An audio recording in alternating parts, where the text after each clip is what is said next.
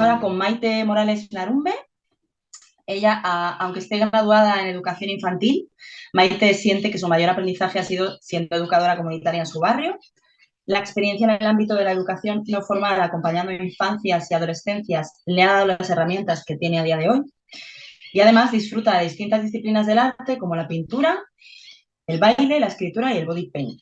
Ella ha cursado con nosotras el máster en sexología y género y nos presenta su TFM, Rupturas, una mirada interseccional y sexológica hacia lo Bueno, da igual. comunitario. Bueno, pues soy Maite y como ha dicho Menchu, para mí mi mayor aprendizaje ha sido en la educación no formal. Creo que es como una manera de acercarse también a la sexología.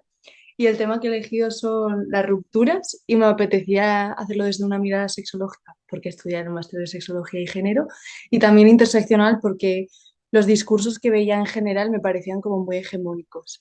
Y mi objetivo final o mi meta era como llevar las rupturas a lo comunitario, porque yo vengo de la educación comunitaria y me parecía como interesante como entrelazar todas esas cosas. Eh, bueno, al principio haré una pequeña introducción de por qué he elegido el tema y de desde dónde lo he enfocado. Luego hablaré un poco de las investigaciones que he hecho sobre las rupturas. En tercer lugar, os explicaré qué tipo de rupturas he visto dentro de la sexualidad. En cuarto lugar, un poco trabajaré la interseccionalidad más allá de la norma, ¿no? Que con el tema de las rupturas que hay ahí. Y luego, por último, pues el enfoque comunitario que le quería dar a las rupturas. Bueno, pues eso, os he dicho que he elegido este tema porque desde que empecé a estudiar el máster siempre lo he tenido súper presente. De hecho, en otras tareas como el podcast o la tertulia también he hecho sobre rupturas y es porque yo creo que es un tema que me ha parecido que ha faltado que se tratara y que me ha atravesado estos años porque ha habido como muchos cambios y tenía como muchas inquietudes, entonces por eso me ha parecido interesante como abordarlo. Antes de empezar igual a profundizar, me apetece aclarar como que eh, yo entiendo la sexualidad como algo que es parte de la vida y que está metido, como que no es nada ajeno y por ende las rupturas y la sexualidad están atravesadas mutuamente. Entonces, a la hora de entender las rupturas o el duelo, me parece que la sexualidad es como una manera de tener una referencia súper cercana. Por otro lado, una de las inquietudes que me surgía era las rupturas desde una mirada un poco interseccional, ¿no? Ir un poco más allá de la ruptura con la pareja, ver otro tipo de rupturas relacionales o rupturas que se puedan dar en la sexualidad. Como os he dicho, para mí lo comunitario es súper importante porque en este sistema que nos tiene como aisladas, oprimidas, en situaciones precarias, como con mucho malestar, crear apoyo y ejes de resistencia, pues como que me parece muy importante. Entonces, en el tema de las rupturas que son como tan vulnerables y que nos dejan en eh, situaciones como tan chiquititas o rotas, pues creo que la comunidad es súper, súper importante. Y por último, creo que es súper importante recalcar que he intentado tener una mirada interseccional, pero tiene muchas limitaciones el trabajo que he hecho desde la interseccionalidad, porque creo que me he dejado fuera un montón de cosas porque al fin y al cabo hay que hacer o sea, la interseccionalidad yo creo que es una revisión constante y creo que tengo que hacer un trabajo de humildad en aceptar que probablemente me haya dejado fuera como muchos ejes de opresión o muchas vivencias respecto a este tema. Entonces me apetecía aclararlo. Bueno, en cuanto se refiere a las rupturas, eh, lo que he hecho ha sido coger un poco los estudios psicológicos que había sobre el duelo porque cuando miras en internet sobre rupturas, siempre sale como las fases del duelo, ¿no? Entonces, creo que en lo mainstream o en eso está casi siempre súper presente las teorías del duelo para explicar las rupturas amorosas. Entonces, eh, justo estas que salen aquí, espera, estas que salen aquí son parecidas, ¿no? Que dice, primero tienes la negación, luego la ira, la negociación, la tristeza y la aceptación, ¿no? Igual tienen distintos puntos, pero en realidad son bastante parecidas. Y estas fases del duelo amoroso son cogidas de una teoría de una psiquiatra, una autora que se llama Kubler-Ross y habla de fases. Y también otro autor que se llama Parkes, sí, hablaba de fases. Estos dos autores han sido súper criticados porque veían al sujeto como algo pasivo, ¿no? Como que en una ruptura o en un duelo tienes que pasar ciertas fases y no tienes agencia en eso. En cambio, después de esas críticas han salido otras teorías sobre el duelo en el que el sujeto es activo. Entonces, estos dos autores que tengo aquí explican más que los duelos se viven de una manera más activa y que cada persona es única. A raíz de hacer esta investigación sobre las teorías del duelo, saqué como estas tres conclusiones. Es súper importante entender que en las rupturas cada persona es única y vive el duelo a su manera, ¿no? Que esto se podría trasladar a la sexualidad, ¿no? Cada persona es única, tiene un contexto muy concreto, un aprendizaje muy concreto, entonces universalizar siempre en fases o en cosas concretas la sexualidad y las rupturas puede ser problemático porque puede hacer que muchas personas que salen de esa norma que se ha puesto tengan malestar.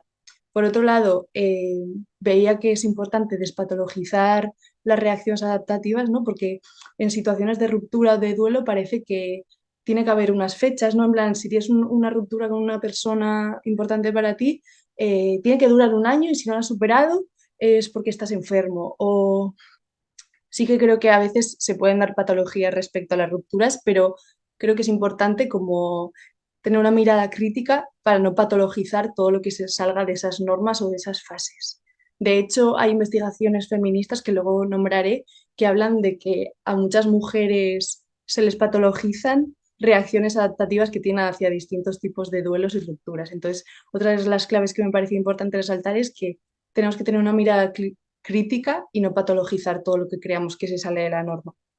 Y por último, que me parecía muy importante y creo que la sexualidad también es algo que tenemos que tener súper en cuenta a la hora de acompañar o ser educadoras, es que las personas son sujetos activos de sus propios procesos, tenemos que estar ahí para acompañarles, pero en realidad son ellas, ellos y ellas quien tienen que entender cuál es su proceso, qué fases quieren vivir, cómo lo quieren vivir, qué necesitan y qué no. Entonces eso, era un poco como las chiquis conclusiones que sacaba de esto.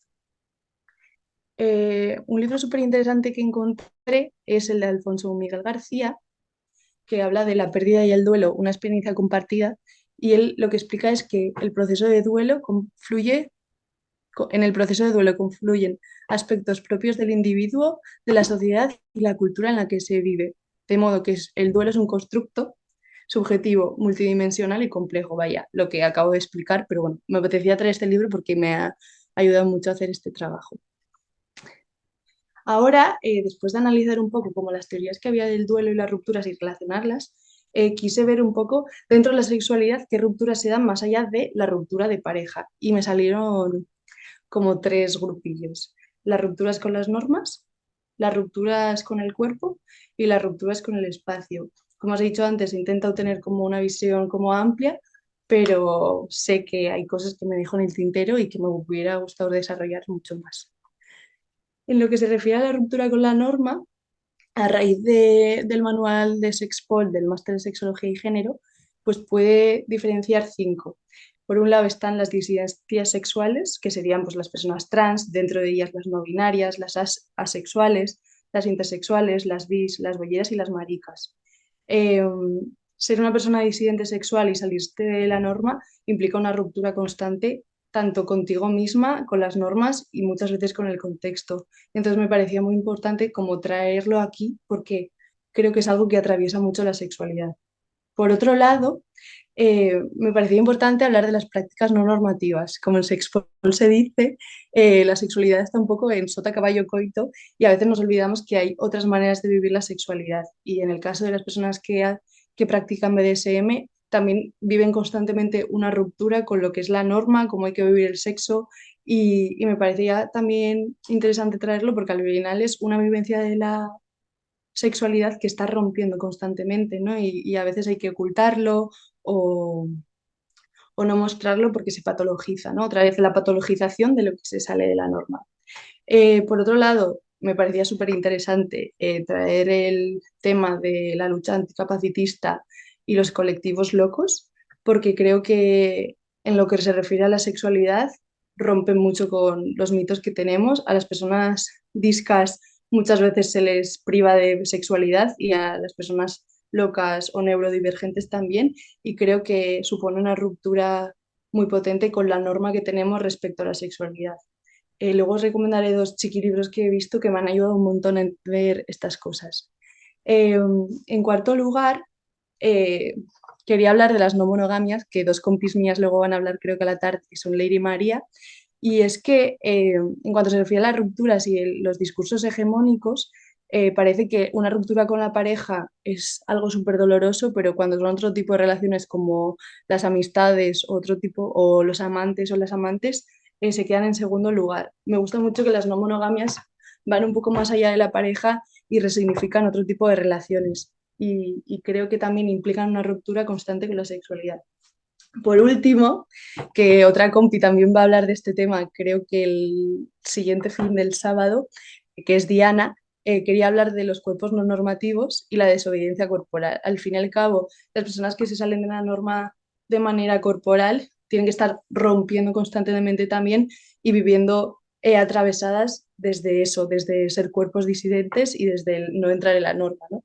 Y bueno, eso. Estas son como las rupturas que entendía relacionadas con la sexualidad y con la norma. Estos dos libros son los que me han venido súper bien para analizar el capacitismo y las resistencias locas y os los recomiendo un montón. Son chiquititos y se leen bastante rápido. Son de Ichi Guerra y de Lola Gallego Nubar. Vale, por otro lado, otro subgrupo que he hecho es el de las rupturas relacionadas con el cuerpo. Aquí me han salido como tres chiquigrupos. El primero son los cambios corporales en distintas etapas.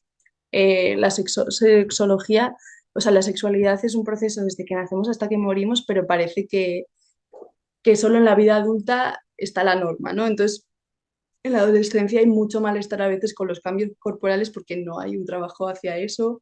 En la vejez también las personas piensan que han perdido su sexualidad cuando en realidad no la han perdido, simplemente que igual se salen de la norma de algunas cosas, ¿no? Entonces, o incluso las personas que están embarazadas sienten una ruptura muy grande con la norma y tienen un malestar muy grande. Entonces, este tipo de cosas creo que están muy relacionadas con la sexualidad, con la autoestima, la autopercepción. Como han comentado las compañeras anteriores, también los PCAs podrían entrar un poco en este dolor hacia el cuerpo, ¿no? Cuando las mujeres están embarazadas, luego tienen una presión muy grande para volver a un cuerpo normal. Cuando las personas envejecen, tienen la necesidad de seguir una sexualidad normativa. Y, y por otro lado, la dicotomía sexual me parece que no funciona. Con esto me refiero a que en la sexología a veces se acaba explicando un poco como hembra y macho o mujer-hombre y creo que este tipo de discursos han podido hacer mucho daño porque eh, han llevado a que luego haya dinámicas a la hora de explicar la sexualidad que dejen de lado algunos cuerpos. Es decir, por ejemplo, como se dice que lo natural es ser hombre con pene, testículos y mujer con vulva, pechos y tal, todo lo que salga de ahí se explica desde algo patológico. Por ejemplo, a mí me parece muy problemático que a las personas trans se les diga que tienen un cuerpo equivocado, cuando en realidad las personas equivocadas son las que les asignaron un género que no era el suyo. Por otro lado, me parecía interesante también resaltar las policías del género que somos a veces, ¿no? Cuando una persona puede ser cis o trans, no cuadra con la idea que teníamos de ella sobre su género, a veces se ejerce una violencia hacia esas personas. Si bueno, conocemos a un chico y de repente lo vemos con falda o con una estética o un movimiento que leemos como femenino, siempre hay como se le persigue. Entonces, eso también me parecía una ruptura muy potente con la sexualidad porque está súper relacionada con cómo te relacionas, con cómo se te percibe. Y por último, un tema que me encantaría abordar mucho más es la intersexualidad. Al fin y al cabo, la intersexualidad tira por tierra el género, porque al final en la propia biología incluso hay un espectro muy grande y se ve que la sexualidad no es o A o B, sino que es un espectro súper grande. Por último, en lo que se refiere a las rupturas relacionadas con el cuerpo, me parecía muy interesante nombrar las ITS y las dificultades sexuales. Creo que por falta de educación sexual hay mucho dolor y mucho malestar, incluso las personas viven duelos cuando tienen este tipo de situaciones y creo que puede ser súper doloroso. Entonces, a la hora de hablar de rupturas, creo que traer esto sobre la mesa era imprescindible.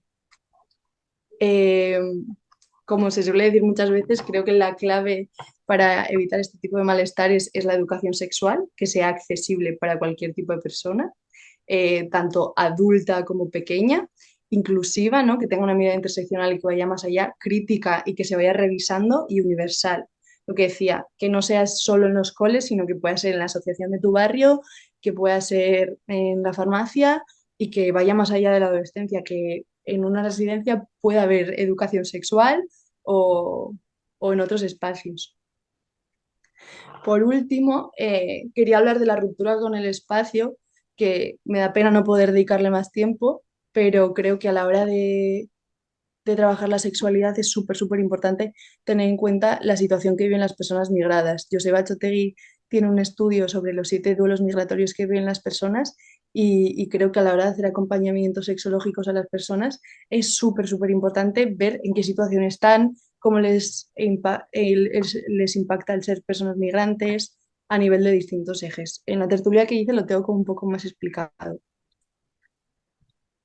Bueno, mi propuesta como de final era como crear nuevos caminos de la vivencia de las rupturas desde las grietas. Como que creo que el sistema tiene muchas grietas y que desde ahí podemos construir eh, nuevos caminos para vivir las rupturas de una manera que no sean tan individualista o tan rápida, porque creo que en este momento histórico estamos en un momento en el que se prioriza la productividad ante los cuidados y el bienestar de las personas, porque parece que es más importante producir, producir y consumir que el bienestar de la comunidad.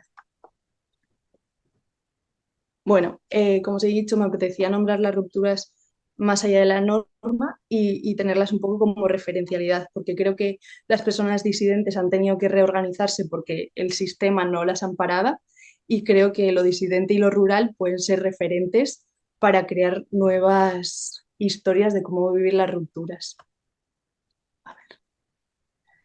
Eso, pues más allá de lo hegemónico he visto como 3 ejes que me parecían interesantes. Por un lado, el feminismo y los estudios que ha hecho sobre las rupturas y el amor. Por otro lado, cómo se relacionan las personas disidentes en sus propias comunidades. Y para finalizar, tener un poco de referencia al ámbito rural porque tiene cosas que nos pueden venir súper bien y son interesantes. Y a veces creo que con el ámbito rural somos muy clasistas y lo vemos como desde encima, ¿no? Como si no tuvieran cosas que enseñarnos. Y creo que las personas que vivimos en ciudad tenemos que empezar a escuchar un poco más como a la tradición, revisándola, pero tenerla en cuenta. Beguis de la Rosa es una artista que me gusta mucho y creo que hace un análisis de eso súper guay. Luego os voy a poner un trocito de una canción suya. Bueno, en lo que se refiere al feminismo, me parecía muy interesante cogerlo, o sea, y traerlo porque creo que hace un análisis de lo que no se ve, de lo que no es visible. Entonces, he hecho un chiqui análisis de, por un lado, las personas, no voy a hablar de mujeres o hombres, sino de personas socializadas como mujeres y como hombres, porque entiendo que aunque seas una persona no binaria, las expectativas que han tenido de ti pueden ser unas u otras, o se te lee de una manera o de otra. Entonces, para englobar un poco, voy a hablar de personas socializadas como mujeres o como hombres. Entonces, eso. Desde el feminismo se ha leído que las personas socializadas como hombres y como mujeres tienen una idea muy distinta del amor, entonces del desamor o de las rupturas también creo que tienen una idea muy distinta. Eh, eh, entonces eso, las personas que son socializadas como mujeres tienen como prioridad amar y cuidar, son responsables de las relaciones, tienen que aguantar para ganarse el amor y la validación externa. En cambio, las personas socializadas como hombres, su prioridad es el poder, la autonomía, la libertad y hay un análisis de que tienen una motivación emocional bastante grande, como que no están conectadas con su vulnerabilidad. Perdón, me están tocando el timbre. Menchú, no sé si me escuchas. Dime, sí. Es que me están tocando el timbre, no sé qué hacer. Vale, pues a ver, puedes dejarlo estar si quieres. Déjalo Vale, estar. sigo y Seguramente dejes que... de tocar ya. Tú sigue Vale, tranquilamente. Si vale, ves que es que... pues ya te levantas y dices, oye, pero Vale, vamos a vale, ver. perfecto. ¿Vale? Salvo que Sigo, sea algo urgente, que tengas que atender urgente, urgente. que yo sepa, no. Vale. Pues dale, sigue. Vale, entonces eso, como que hay una diferenciación entre las personas socializadas como mujeres y como hombres, entonces a la hora del desamor o de las rupturas se ve que las mujeres, o sea, las personas que han socializado como mujeres tienen el amor como su eje principal, entonces sienten como mucho más fracaso y se responsabilizan mucho más de la relación. En cambio, las personas socializadas como hombres como tienen otras prioridades como el poder, la autonomía y la libertad y creen que son personas dignas de amor, no se implican tanto. Entonces, desde el feminismo creo que se ha hecho una revisión muy potente que es que hay que deconstruir el amor, pero que también el desamor y que hay que redistribuir las responsabilidades en las relaciones, tanto cuando empiezan, en el durante y en el final. A ver, aparte del feminismo, me ha parecido interesante como analizar cómo se organizan los márgenes, pues las personas disidentes sexuales o de otros tipos de comunidades. Es verdad que, como decía antes, las personas disidentes muchas veces viven aislamiento porque tienen falta de comunidad, que se salen de la norma y muchas veces no son aceptadas y por ende tienen como mucha más probabilidad de estar en situaciones de vulnerabilidad. En el TFM hablo un poco de eso, de la familia perdida y de la familia elegida. Las personas que se salen de la norma muchas veces pierden a su propia familia porque no las aceptan o sus propios pueblos o espacios, entonces tienen que encontrar una familia elegida. Entonces, por un lado, las personas disidentes tienen falta de comunidad, pero en el momento en que la encuentran son comunidades muy sólidas porque se juntan entre ellas. Eh, a raíz de investigar un poco cómo se organizan las comunidades disidentes, he sido consciente de que son nuevas fórmulas para sobrevivir y convivir con las rupturas. Que este tipo de experiencias pueden ser un punto de referencia para romper un poco la norma que tenemos construir las rupturas y crear nuevos caminos. Creo que en este momento muchas veces las rupturas se leen como algo que tiene que pasar rápido, que el dolor y la vulnerabilidad no son productivos y creo que en este tipo de comunidades se acompañan de otra manera y se crean lazos de otra manera. Entonces, por último, lo que me apetecía un poco era hablar de lo comunitario y de la necesidad que tenemos del apoyo mutuo. Al final somos seres sociales y somos interdependientes, entonces en situaciones de rupturas con parejas, amistades o otro tipo de rupturas que he hablado, creo que la comunidad y el grupo es súper necesario. Eh, Como os he dicho, me apetecía coger referencias y por un lado he cogido las referencias de los colectivos de los márgenes y por otro lado de cómo se ha vivido la muerte o el duelo en el ámbito rural. Me gustó mucho este texto que leí de Muscarsel porque me parecía que daba un ejemplo así como pequeño. Las lesbianas tenemos hermosos ejemplos de cuando estas redes son fuertes, de cómo no nos dejamos morir en soledad, ni pasar frío, ni ir a la cárcel, de cómo nos cuidamos con nuestras exnovias, amigas, amantes y compañeras de militancia, de la resistencia que tejemos entrelazando nuestras fragilidades. Creo que los movimientos queer o LGTBI tienen como mucho de esto, de comunidad, de cuidarse, porque tienen mucha más vulnerabilidad que las personas cis heteros de clase alta que no son migrantes. Entonces me parecía como interesante traerlo aquí porque creo que lo podemos usar de referencialidad. Y por otro lado, me parecía importante que creo que para vivir rupturas y duelos de manera comunitaria, creo que con 3 fases no es, o sea, me parece poco, pero bueno, que son como 3 cosas claves que pueden ser interesantes. Por un lado, reconocer la situación que se está dando, sea que tienes una ITS, sea que no estás a gusto con tu cuerpo, sea que sales de la norma y es súper doloroso estar constantemente siendo disidente.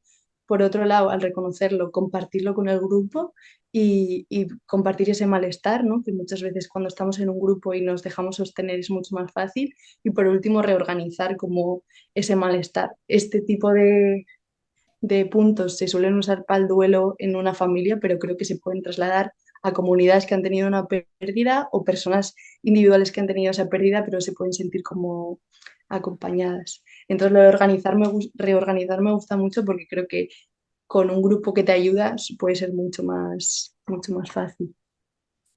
Entonces, bueno, las conclusiones que saco yo un poco de hacer este TFM, que me ha dado mucha pena no poner más cosas porque me faltan un montón por nombrar, es que hay que aceptar las rupturas y los duelos como procesos de la vida sin patologizarlos y aceptar que hay respuestas adaptativas súper diversas, que somos sujetos activos en las rupturas y que hace falta referentes diversos y disidentes, que ya vale de que los únicos referentes que tengamos sean negativos, ciseteros y ricos.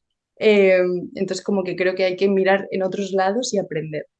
Y algo que me parecía muy clave, que ya lo he nombrado, la educación sexual, que sea interseccional y se revise constantemente. La reparación hacia los colectivos de los márgenes, porque creo que para que las rupturas puedan ir bien hay que ir reparando todo el malestar que tienen las personas de los márgenes y eso, reescribir con alternativas colectivas y comunitarias, porque al final creo que la comunidad, entendiendo la comunidad como algo muy diverso, que puede ser comunidad tus tres colegas o comunidad un barrio entero organizado o la comunidad LGTBI en Madrid o en un pueblo súper pequeño. Pero bueno, entonces me apetecía rescatar esta frase de Begues de la Rosa que dice que le salen lechugas, que le crecen y le brotan lechugas de las grietas del sistema. Y creo que para mí tiene mucho sentido eso porque creo que las grietas que el propio sistema nos crea, tenemos que crear chiquihuertitos y de manera comunitaria como construir o plantar en las grietas. Y, y eso, que Villesker